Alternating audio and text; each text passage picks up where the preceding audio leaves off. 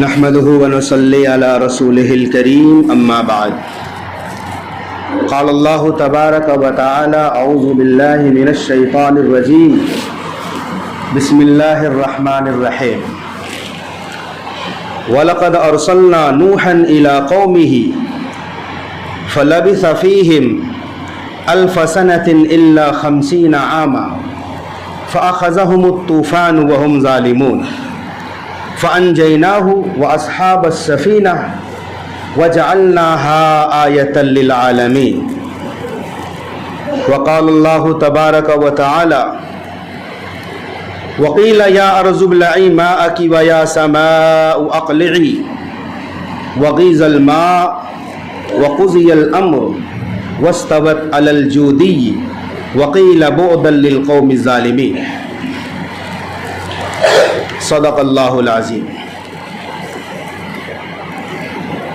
حضرات معزز سامعین کرام، اللہ تبارک و تعالی نے قرآن شریف میں سینکڑوں واقعات ہماری عبرت کے لیے بیان کیے ہیں، اور اللہ جب کوئی واقعہ، جب کوئی کہانی سناتا ہے اپنی کتاب میں، وہ 100% لفظ بلفظ صحیح کہانی۔ قرآن میں جو قصہ کہانی ہے وہ ہم سب کے لیے عبرت کے لیے ہے، لہذا اگر کسی کو کہانی سننے کا شوق ہے، قصہ سننے کا شوق ہے، تو وہ کہاں کا قصہ سنے؟ قرآن شریف کا قصہ سنے۔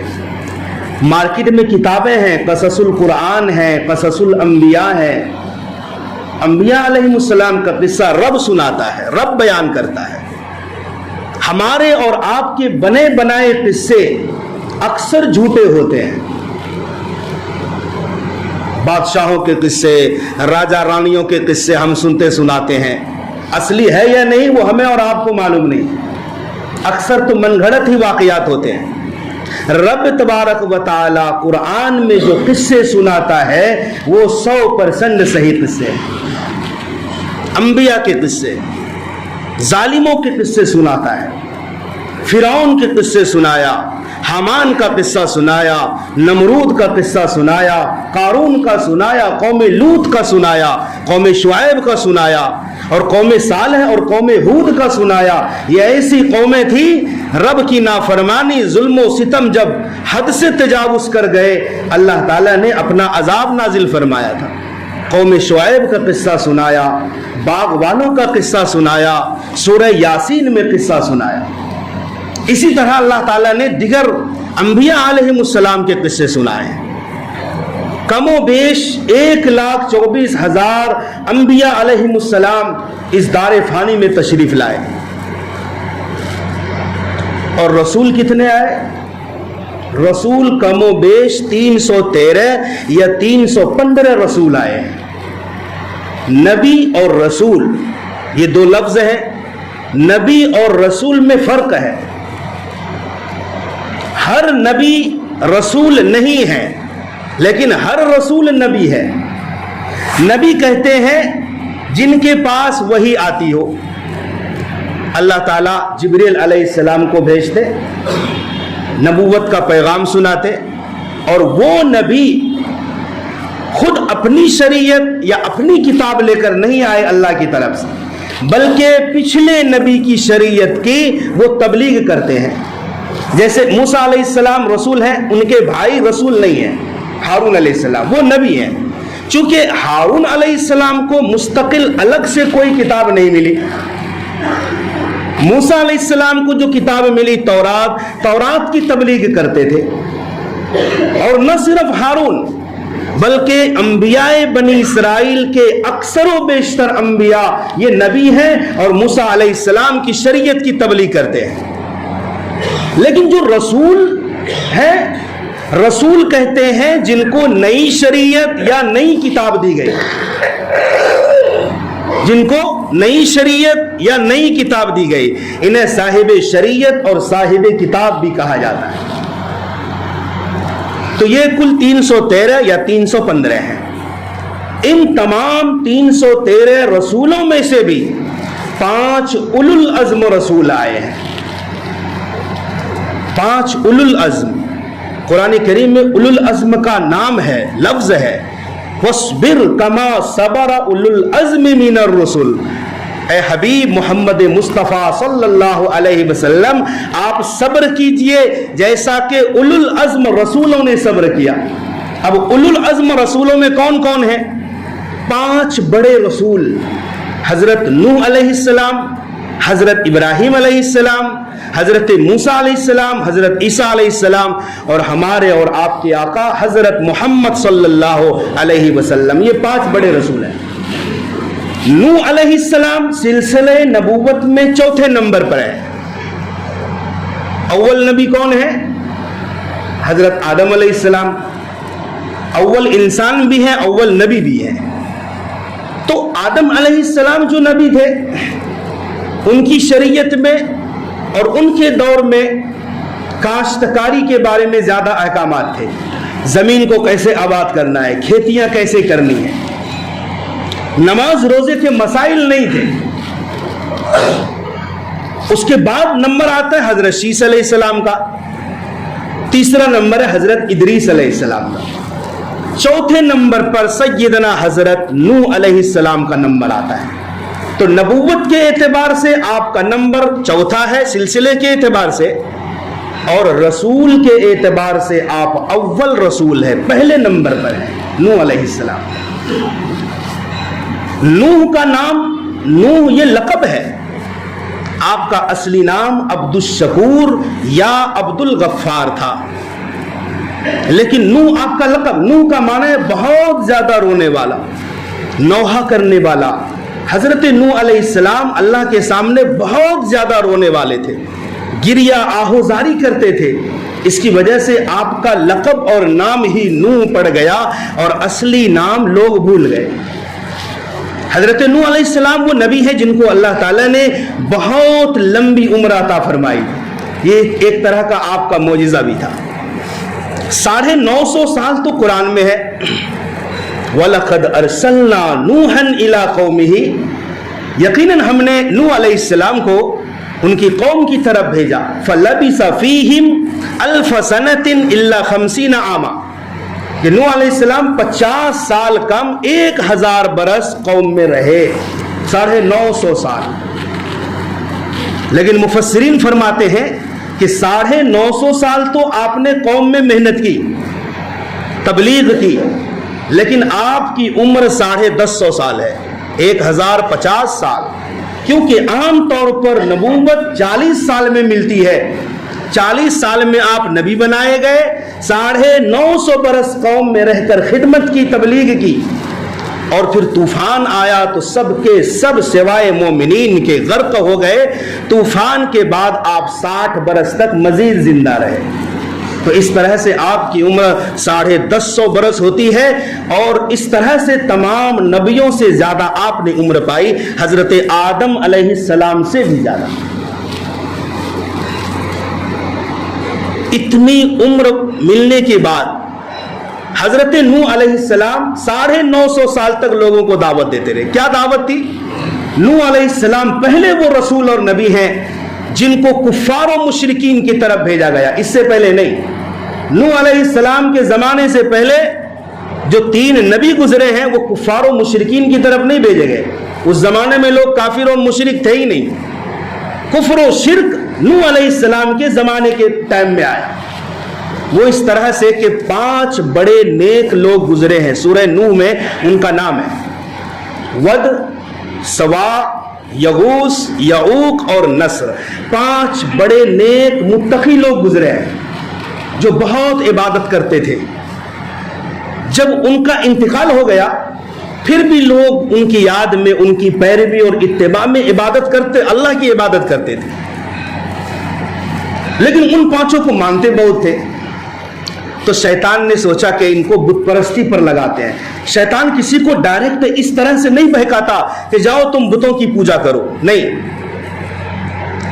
شیطان تو اس طرح سے بہکاتا ہے کہ لوگ صحیح سے بہک جائیں.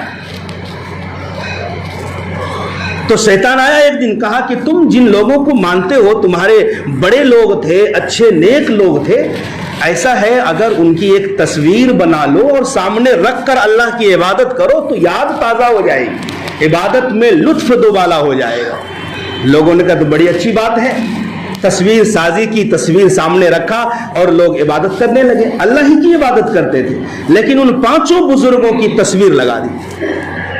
پھر یہ ہوا، نسل در نسل چلی جا رہی تھی، تو اگلی نسل جب آئی تو کہا کہ دیکھو تصویر سے کیا مطلب ہے، ان کا ایک مجسمہ بنا لو، مورتی بنا لو، یقیناً تم عبادت اللہ ہی کی کرنا، مگر مجسمہ سامنے رہے گا تو عبادت میں مزہ زیادہ آئے گا۔ لوگوں نے کہا ٹھیک ہے، تو مجسمہ بھی بنا لیے، لیکن عبادت بت کی نہیں ہوتی تھی، اللہ کی ہوتی تھی۔ پھر وہ نسل جب چلی گئی، اب نئی نسل آئی تو ان کو کہا کہ دیکھو تمہارے باپ دادا جو عبادت کرتے تھے ان کی عبادت کرتے تھے، یہی بت خدا ہیں تمہارے آباء و اجداد کے، لہذا تم بھی ان بتوں کی عبادت کرو۔ وہاں سے بت پرستی کی ابتدا ہو گئی، شروعات ہو گئی۔ نیک لوگوں سے محبت میں جب غلو ہوتا ہے تو لوگ پھر فتنہ فساد میں مبتلا ہوتے ہیں۔ تو اس طرح سے ہوا، لوگ بہک گئے۔ حضرت نوح علیہ السلام اسی قوم کی ہدایت کے لیے عراق کے علاقے میں تشریف لائے۔ مکہ المکرمہ میں سب سے پہلے خانہ کعبہ میں جو بت رکھا گیا تھا، سب سے پہلے عرب میں مکہ میں بت پرستی کی ابتدا عمرو بن لحیہ نے کی۔ یہ شخص مکے کا تھا اور سردار قسم کا تھا، لوگ بات مانتے تھے۔ یہ شخص شام کی طرف گیا سفر کر کے، تو دیکھا کہ لوگ بتوں کی پوجا کرتے ہیں، تو عمرو کو بڑا اچھا لگا اور ایک مورتی حبل نام کا اٹھایا، خریدا اور کہا کہ اس کو خانہ کعبہ کے اندر رکھیں گے۔ مکہ لایا اور خانہ کعبہ کے اندر رکھ دیا۔ مکہ المکرمہ چونکہ پوری دنیا کا مرکز رہا ہے، خصوصاً اہل عرب مرجع کی حیثیت رکھتے تھے۔ لوگ جب آتے حج کرنے، عمرہ کرنے آتے تھے، طواف کرنے آتے تھے تو وہاں بت کو بھی دیکھتے تھے۔ اس طرح سے دھیرے دھیرے مکے سے باہر قبائل میں اور پورے سعودی عرب میں بت پرستی عام ہو گئی، اور پھر صرف وہ حبل نام نہیں، خانہ کعبہ کے اندر 360 بت رکھے گئے تھے۔ لیکن سب سے پہلے کس نے کیا؟ عمرو نے، شام سے لایا تھا۔ پیارے آقا صلی اللہ علیہ وسلم فرماتے ہیں میں نے عمرو بن لحیہ کو جہنم کے اندر دیکھا ہے کہ وہ اپنی اتڑیاں جہنم کی آگ میں گھسیٹ کر چل رہا ہے۔ اس نے بت پرستی کی ابتدا مکے میں کی، لیکن یہ نوح علیہ السلام کے زمانے میں ہوا تھا۔ یہ 5 بت نہیں بلکہ نیک لوگ تھے، ان کے نام پر انہوں نے بت پرستی کی ابتدا کی۔ اب نوح علیہ السلام سمجھاتے رہے، کتنا سمجھایا؟ 950 سال تک ان کو چھوڑو، ایک اللہ کو مانو، لا الہ الا اللہ کی دعوت دی۔ لوگوں نے مذاق اڑانا شروع کیا، کہا آپ نبی کیسے ہیں؟ آپ تو ہمارے طرح چلتے پھرتے ہیں، سوتے جاگتے ہیں، کھاتے ہیں، بازاروں میں چلتے ہیں، آپ تو انسان ہیں۔ گویا انسان ہونا نبوت کے منافی ہے۔ انسان کوئی فرشتہ ہوتا، کوئی جنات ہوتا، لیکن انہیں نہیں معلوم کہ انسان کا مقام جب خصوصاً نبوت مل جاتی ہے تو سب سے اعلیٰ اور عرفہ مقام پر پہنچ جاتا ہے۔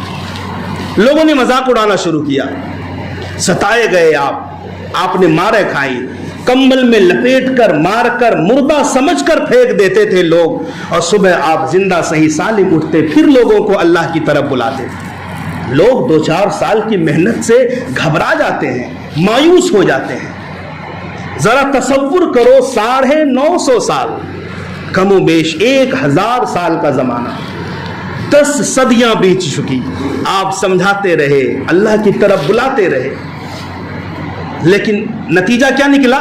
950 سال میں صرف 80 مرد و عورت ایمان میں داخل ہوئے، 80، صرف کل 80، جس میں بچے بھی شامل تھے۔ آپ ایوریج نکالیں تو 11-12 سال کی محنت پر ایک شخص مسلمان ہوتا تھا۔ یہ ہم سب کے لیے، دائی کے لیے، دین کی دعوت پیش کرنے والے کے لیے موجب عبرت ہے کہ دین کا کام کرو، ہدایت اپنے ہاتھ میں نہیں ہے، نتیجہ اللہ نے اپنے ہاتھ میں رکھا ہے۔ ہم مایوس ہو جاتے ہیں، لوگوں کو دین کی دعوت دیتے دیتے ہم تھک بیٹھ جاتے ہیں کہ یار نتیجہ نہیں آتا، لوگ راہ راست پر نہیں آتے. لوگ آئے یا نہ آئے یہ ہمارے آپ کے ہاتھ میں نہیں ہے. نتیجہ کس کے ہاتھ میں ہے؟ اللہ کے ہاتھ میں ہے. ہدایت اللہ نے اپنے قبضے میں رکھا ہے. یہاں تک کہ اپنے لاڈلے حبیب محمد صلی اللہ علیہ وسلم کو بھی ہدایت دینے کا اختیار نہیں دیا، ورنہ ابو طالب کو ہدایت نہیں دیتے. اپنے خاندان میں ابو لہب کو ہدایت نہیں ملتی، نہیں، اللہ نے اپنے ہاتھ میں رکھا ہے. ابو لہب کو محروم کر کے، ابو طالب کو محروم کر کے حبشے کے کالے غلام بلال حبشی کو دار اسلام ملایا ہے.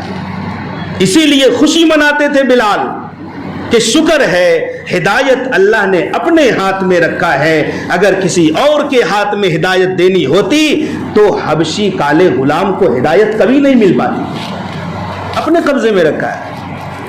950 سال کے بعد 80 لوگ مسلمان ہوئے، اور اللہ نے ایک دن کہا کہ اے نوح آپ بہت ستائے گئے، بہت تکلیفیں اٹھائی آپ نے، لیکن اب یہ ہے کہ جتنے لوگ ایمان لا چکے سو لا چکے، اب مزید ایک لوگ بھی ایمان میں داخل ہونے والا نہیں ہے.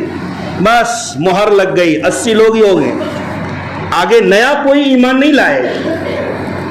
یہ سننا تھا کہ نوح علیہ السلام نے بد دعا کے لیے ہاتھ اٹھا دیا. رب لا تذر علی الارض من الکافرین دیارا، پروردگار عالم روئے زمین پر ایک بھی کافر کو نہ چھوڑنا. اگر آپ چھوڑ دیں گے تو اگلی نسل ان کی کفر و شرک والی آئے، لوگوں میں فساد پھیلائے. نوح علیہ السلام نے بد دعا کر دی. رب ذوالجلال نے حکم دیا اے نوح اب آپ کی قوم پر عذاب آئے گا. نوح علیہ السلام نے لوگوں کو سمجھایا. لوگوں نے کہا ٹھیک ہے، آپ بولتے ہو کہ عذاب آئے گا، عذاب آئے گا، لے آؤ عذاب، ہم عذاب لینے کے لیے تیار ہیں. اتنے نڈر ہو گئے تھے وہ لوگ. اللہ تبارک و تعالیٰ نے حکم دیا اے نوح کشتی بناؤ، دنیا کی سب سے پہلی کشتی، دنیا کا سب سے پہلا پانی کا جہاز نوح علیہ السلام نے بنایا. کیسے بنایا؟ وَاصْنَعِ الْفُلْكَ بِأَعْيُنِنَا وَوَحْيِنَا، کہا اے نوح کشتی ہماری نگرانی میں بنے گی اور ہمارے وحی اور حکم کے مطابق بنانا ہے، خود سے نہیں بنانا. ادھر کیل ٹھوک دیے ادھر تختہ لگا دیے. جبرائیل آئے گا، جبرائیل جس طرح بتائیں گے اسی طرح آپ کو کشتی بنانا ہے. پہلا جہاز پانی کا. اور کشتی کہاں بن رہی؟ عراق میں، جہاں سمندر نہیں ہے. یاد رکھو بڑی بڑی کشتیاں وہاں بنتی ہیں جہاں قرب و جوار میں کوئی بڑا سمندر یا پانی ہے یا جھیل ہے یا بہت بڑی گنگا بہتی ہے، وہاں تو سمجھ میں ہے. لیکن یہ کشتی وہاں تیار ہو رہی ہے جہاں قرب و علاقے میں پانی نہیں ہے. نوح علیہ السلام چونکہ بہت لمبی عمر والے نبی ہیں، انہوں نے ساگوان کے درخت لگائے لکڑیوں کے حصول کے لیے. درخت تیار ہوئے، تقریباً 30 سال لگے. اور بھی لوگوں نے لکھا ہے لکڑی کے حصول کے لیے درخت لگائے. جب درخت کی لکڑی تیار ہو گئی آپ نے لکڑی کو جمع کیا، پھر بنانا شروع کیا. دنیا کا پہلا پانی کا جہاز تقریباً 300 گز لمبا تھا اور 50 گز چوڑا اور 30 گز اونچا، 3 منزلہ. حتی اذا جاء امرنا وفارت التنور، کہا کہ طوفان جب آئے گا اس کی پہلی نشانی یہ ہے کہ تنور سے پانی نکلے گا. روٹی بنانے کے لیے جو تندور ہے وہاں سے تندور سے پانی نکلنا شروع ہوگا اور وہ آپ کے گھر میں جو تنور ہے وہاں سے نکلے گا. یہ پہلی نشانی بتائے. نوح علیہ السلام نے کشتی تیار کی. اب لوگ اتنے ہٹ درم ہو چکے تھے کہ نوح کی کشتی کو دیکھ کر مذاق اڑاتے تھے کہ دیکھو دیکھو قحط سالی ہے، ہم لوگ پانی پینے کے لیے ترستے ہیں اور اتنی لمبی چوڑی کشتی بنائیں گے، کہاں چلے گی یہ کشتی؟ مذاق اڑاتے تھے. نوح علیہ السلام کہتے تھے تم لوگ مذاق اڑا لو، ایک دن دنیا تمہارا مذاق اڑائے گی. لوگوں نے کشتی میں بیت الخلا کرنا شروع کیا، گندگی پھیلائی، پیشاب پاخانہ کیے. پھر اللہ تعالیٰ نے وہ سزا دی کہ نوح علیہ السلام کی قوم میں ایک بیماری آئی. اس بیماری کا علاج یہ مقرر ہوا کہ نوح علیہ السلام کی کشتی میں جو گندگی ہے اس کو کھایا جائے اور لگایا جائے.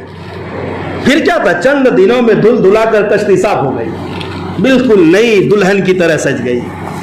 کہا کہ اے نوح, جب تنور سے پانی نکلنا شروع ہو جائے, ہر جاندار کیا ایک ایک جوڑا تم نے کشتی میں سوار کرنا ہے. گائے, بیل, بکری, چرندے, پرندے جو دنیا میں ہے ایک ایک جوڑا لینا ہے ان کی نسل بچانے کے لیے. ہر قسم کے جوڑے, ایک ایک جوڑا ہر جنس میں سے لیا, اور 80 مسلمان. بس نوح علیہ السلام کے 3 بیٹے بھی تھے, 3 بہویں بھی تھی, حام, سام, یافس, یہ تینوں مسلمان تھے. ایک بیٹا کنعان تھا جو طوفان میں ڈوب گیا تھا.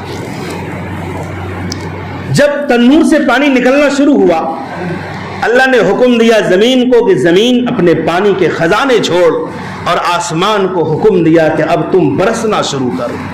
اللہ کی شان, 6 مہینے تک یہ سلسلہ چلا.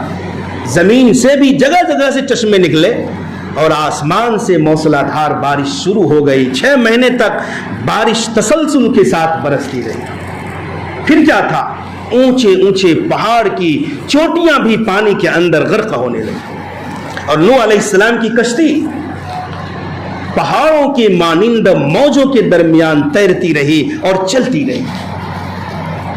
وَهِيَ تَجْرِي بِهِمْ فِي مَوْجٍ كَالْجِبَالِ, وہ کشتی پہاڑوں کی طرح موجوں کے درمیان ہچکولے کھا کر چل رہی تھی. لیکن جب کشتی پر سوار ہوئے تو نوح علیہ السلام نے کہا قَالَ ارْكَبُوا فِيهَا بِسْمِ اللَّهِ مَجْرَاهَا وَمُرْسَاهَا, کہا لوگوں اس کشتی میں سوار ہو جاؤ, بے شک اس کا چلنا اور اس کا رکنا اللہ کے نام سے ہے. اور یہ ایک دعا بھی ہے کہ جب بھی پانی کے جہاز میں کشتی پر سوار ہو تو یہ دعا پڑھ لو. یہ نوح علیہ السلام کی دعا ہے, بسم اللہ مجریہا ومرساہا ان ربی لغفور الرحیم. ہر قسم کی سواری, چاہے وہ بری سواری ہو یا بحری سواری ہو, اس کا چلنا اور رکنا کس کے نام سے ہے؟ اللہ کے نام سے ہے. اسی لیے جب ہم کسی اور سواری پر سوار ہوتے ہیں, موٹر گاڑی پر, ماروتی پر, جہاز پر, ریل گاڑی پر, دعا کیا پڑھتے ہیں؟ سبحان الذی سخر لنا ھذا وما كنا له مقرنین وانا الی ربنا لمنقلبون. پاک ہے وہ ذات جس نے اس سواری کو ہمارے قابو میں کر دیا, اور ہم اسے اپنے قابو میں کرنے والے نہیں تھے اگر اللہ کی طاقت شامل حال نہ ہوتی. اللہ کی شان ہے. اگر کوئی سواری پر سوار ہونے کی دعا پڑھ کر سواری کرے گا انشاءاللہ حادثات سے محفوظ رہے گا, ایکسیڈنٹ سے محفوظ رہے گا, چونکہ اللہ کے نام کی برکت کی دعا مانگی گئی ہے. اور جس کام کے ساتھ اللہ کا نام شامل ہو جائے پھر اس کام میں برکت ہی برکت ہوتی ہے. بہرحال پانی 6 مہینے تک کشتی تیرتی رہی.